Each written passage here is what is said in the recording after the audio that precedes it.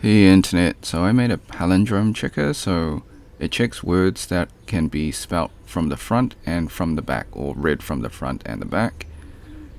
Probably won't be useful, but just want to showcase it. Okay, so it uses linked lists, queues and stacks to check. Alright, so we'll go for interactive, option 1. We'll choose our own word. So we'll say noon. That is a palindrome. Okay, we'll use option A, both queue and stack. So the result is noon is a palindrome, so it's working. We'll test it with a anti-palindrome, so for example cat. So once again, we'll choose option 1. We'll type in cat.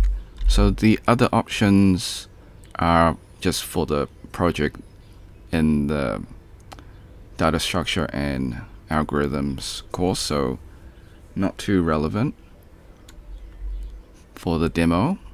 Okay, so cat, and then we'll choose option A once again. Okay, so this should say not a palindrome. Okay, as you can see. So it's working. The code is on GitHub and the link is in the pinned comment.